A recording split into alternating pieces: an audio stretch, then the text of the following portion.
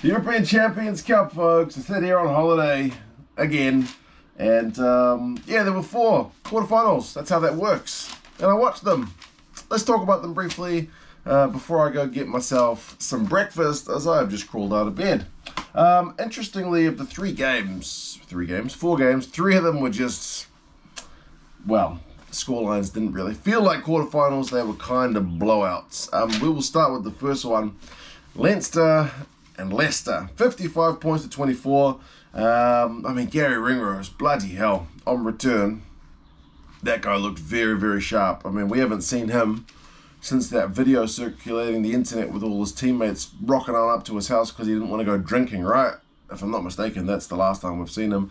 But I mean, he gets a couple, Gibson Park Penny, a penalty try, Jimmy O'Brien just chasing absolutely everything, McKee gets one, Watson gets a nice one in the corner for Leicester, Cracknell, and Potter gets an intercept as well. I mean, apart from the intercept, I thought Ross Byrne, he looked alright, took the ball to the line a couple of times, which is something he doesn't usually do. But that unfortunate offload puts a little bit of a black mark on his performance. But I mean, Doris got a yellow card. Leinster still managed to score during the yellow card. I mean, it was one where it was high, but he was a second tackler. They said he wrapped and it wasn't direct, so yellow card for him. 7-man Leinster managed to win a scrum penalty, which is always pretty impressive. I thought Conan and Ryan were everywhere. I mean, Leicester, though, despite the fact they were pretty much dead and buried, they did keep fighting. They get a couple of consolation tries, but a couple of yellow cards didn't help their cause. So, yeah, it was always going to be a tough ask, and too tough it proved. So, yeah, Leinster are going to play Toulouse, and that's going to be a right humdinger. The second one, Toulouse and the Sharks, 54 points to 20. It's a kind of similar deal, isn't it? Yeah, although the Sharks scored a couple of really nice tries, the Toulouse just scored a lot more. So Ramos gets a couple, Malia gets a couple, which was a bit of a controversial one because he knocked himself out seemingly right at the start of the game, but he came back on, which was a little bit surprising. He seemed to, if that wasn't an HIA, I don't know what is. But Malvaka, Rateria, and Intermac get one. Grant Williams and Chamberlain get him for the Sharks. The crowd was really loud on this one. Really, really, really visibly, audibly loud. You can't really be visibly loud, can you? But anyway, Ramos with some soccer skills was a bit unusual.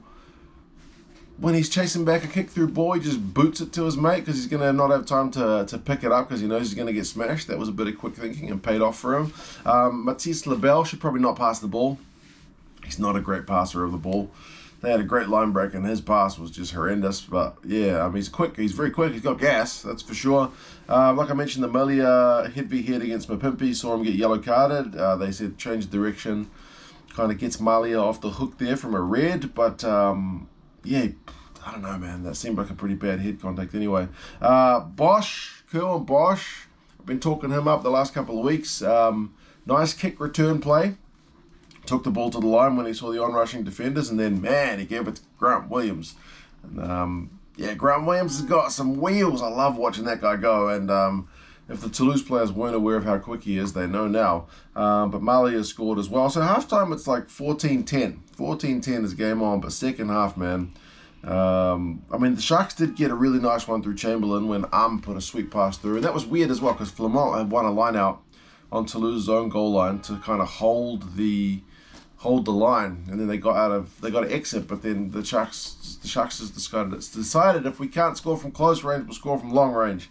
But Aki gets a line break, gets a try, says Ramos, 50-22, sees Malvaka go over, he scores another one later where he does a big swan dive, but yeah, man, over the course of the game, Toulouse just proved their class, and yeah, 54-20 is a pretty much similar scoreline to the first one. So Toulouse against Leinster is going to be worth the price of admission, I would imagine. The next one, the Stormers. I forgot to talk about your game last week, the Stormers. I forgot. Somehow I was doing the quarterfinals as a skip right past it. But the only other jersey, I brought 3 jerseys on my trip, on my holiday with me. One of them is a Stormers jersey. So I hope you guys, Stormers fan, will forgive my error while I'm on holiday. But 42-17 Stormers fans, sorry. Yeah, the Stormers, they were bad in the first half. The Stormers were just, they were just switched off, man. You can't be that way. So, I mean, they give themselves a 28-0 scoreline to chase down. I think it was 21-0 at halftime. I mean, Woodburn was on fire. Noel was on fire. Who's that? Not halfback. The fullback, Wyatt. Yeah, Joe Simmons put a little dink through for him. Got a 50-22 not long later. Like, Jack Noel's try probably shouldn't have been able to be a thing. Jack Noel just goes through 2 Stormers defenders like nothing. So, I mean, they did get, again, some consolation stuff. Like, Sinatla managed to get a miracle ball away to Willemse. Nell had one chalked off. There was one at the end through Ori, which was kind of a dodgy one, but the TMO had a long look at it and was convinced there was enough there, and the referee relented because there was a potential bit of a stoush between the two of them. But yeah, ultimately, man, the Chiefs just gave themselves a nice buffer, and yeah, they were never going to let the Stormers back into that one, really. Just when they threatened to, the Exeter guys would score. So yeah, Exeter 42-17. That's a pretty convincing win. And what's not been the most convincing season from Exeter. So the commentators mentioned they reckon that was Exeter's best game of the season, and from the limited amount that I've seen, I would be inclined to agree. So Exeter get to play La Rochelle over in France. Speaking of La Rochelle, they played in the final game 24-10. Like I mentioned, this was the most like a quarterfinal, and that it was tense for ages. Like after half an hour, it was 9-3. There were a few handling errors. There were a few turnovers. I believe Vunipola got injured. The crowd was really trying to get the La Rochelle boys going, but eventually a few of those big forwards from La Rochelle got some carries, and Toa Kurbala was able to go over with a nice snipe, and then Ezekwe was able to defend from a La Rochelle close range line-out right on halftime. So yeah, it's 16-3. Saracens are certainly not dead and buried, but they needed to score, and they gave it a bloody good effort, man. The La Rochelle defense held for ages.